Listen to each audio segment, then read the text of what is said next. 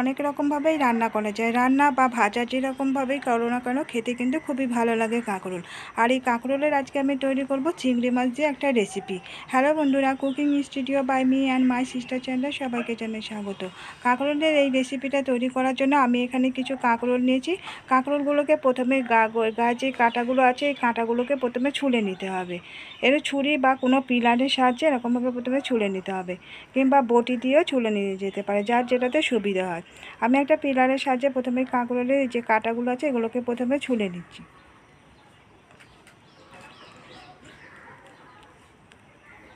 একটা কাঁকরোল ছোলা হয়ে গেছে, এবারে আরও একটা ছুলে নিচ্ছি। প্রথমে যে বোটার কাজটা, মুখের কাজটা আর এই যে জাটিটা থাকে ওটাকে প্রথমে কেটে ফেলে দিতে হবে, দিয়ে তারপরে ছুলে নিতে হবে।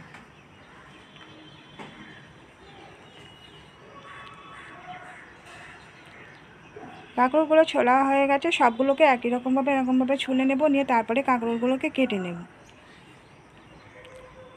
একটা কাঁকরোল আমি কেটে নিচ্ছি। এই যে কাঁকরোলটাকে প্রথমে মাঝখান থেকে অর্ধেক করে কেটে নিচ্ছি, তারপরে পাতলা পাতলা করে কেটে নিচ্ছি। আমার এটা বটিতে সুবিধা হয়, বটিতেই কেটে নিচ্ছি, যার যেটাতে সুবিধা হয়, বটি বা ছুরি যেটা দিয়ে সুবিধা হবে সেটা দিয়ে কেটে নিতে হবে। এখন পাতলা পাতলা করে কেটে নিতে হবে। আর এই যে ভিতরে যদি দানা থাকে দানাগুলোকে বার করে ফেলে দিতে হবে।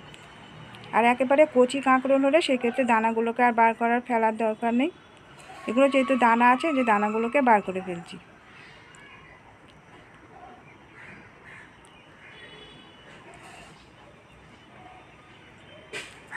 এভাবে প্রথমে সবগুলো কাঁকরোল আগে কেটে নেব।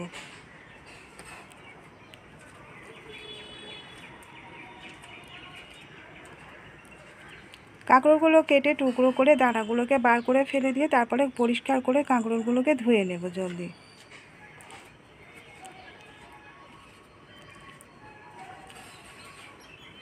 কাঁকরোলগুলো সব আমি কেটে নিয়েছি, নিয়ে ধুয়ে নিয়েছি। আর এখানে একটা বড় সাইজের আলু পাতলা পাতলা করে কেটে নিয়েছি।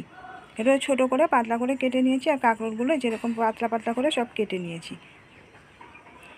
এখন রেসিপিটা তৈরি করতে যাব, তার জন্য আর এখানে কিছু আমি চিংড়ি মাছ নিয়েছি। চিংড়ি মাছগুলোকে আগে থেকে পরিষ্কার করে ধুয়ে রেখে দিয়েছিলাম।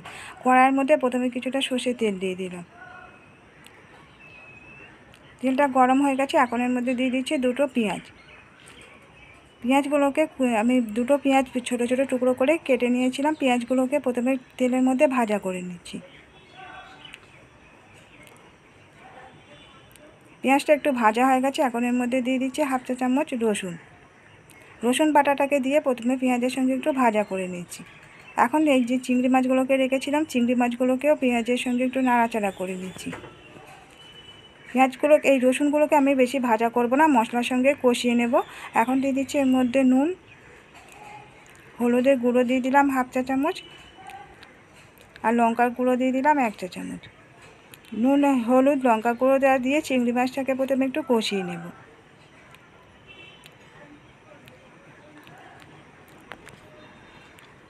চিংড়ি মাছটা কষানো হয়ে গেছে, এখন সামান্য একটু জল দিয়ে দিলাম। আমি এই কাঁকরোলটাকে খুব বেশি মশলা দেব না, অল্প তেল মশলা দিয়ে তৈরি করব। চিংড়ি মাছটা যাতে মশলার সঙ্গে কষিয়ে নিয়েছি, ওর জন্য এটাকে আলাদা করে আর ভাজা করে নিই।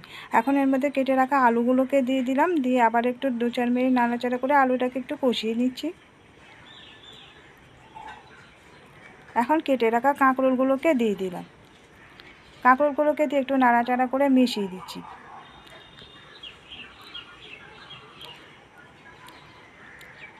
আলু আর কাঁকরোলটাকে ভালো করে একটু নাড়াচাড়া করে মিশিয়ে দিচ্ছি, দিয়ে এখন ঢাকা দিয়ে দেবো। গ্যাসের ফ্লেমটা লোতে রেখে দিয়ে ঢাকা দিয়ে আমি রেসিপিটা তৈরি করব। 5-6 মিনিট পরে ঢাকাটাকে খুলে একবার নেড়ে দিচ্ছি। নাড়াচাড়া করে একটু মিশিয়ে দিলাম, দিয়ে আবারও এটাকে ঢাকা দিয়ে দেবো। কিছুক্ষণ বাদে ঢাকাটাকে খুলে আরও একবার নেড়ে দিচ্ছি। এইভাবে জল ছাড়াই ঢাকা দিয়ে করলে যে কোনো রেসিপি খেতে কিন্তু খুবই ভালো লাগে।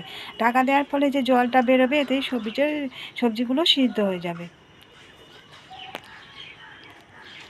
এখন ঢাকাটাকে খুলে আমি নেড়ে দিয়েছি, আবারও একবার ঢাকা চাপা দিয়ে দিয়েছিলাম। দেওয়ার পরে এখন রেসিপিটা হয়ে গেছে, আমি চেক করে নিলাম সিদ্ধ হয়ে গেছে কিনা। আমি ভালোভাবে রান্নাটা হয়ে গেছে, এখন আমি নামিয়ে নেব। তৈরি হয়ে গেছে কাঁকরোলের রেসিপি। আর চিংড়ি মাছ দিয়ে কাঁকরোলের রেসিপিটা খেতে কিন্তু খুবই ভালো লাগে। আপনারা একবার এইভাবে তৈরি করে দেখতে পারেন। আর কেমন লাগলো আজকের রেসিপিটা কমেন্ট করে জানাতে ভুলবেন না। ভালো লাগলে লাইক দিয়ে দেবেন, শেয়ার করে দেবেন এবং সাবস্ক্রাইব করে রাখার রিকোয়েস্ট করলাম নতুন বন্ধুদের কাছে।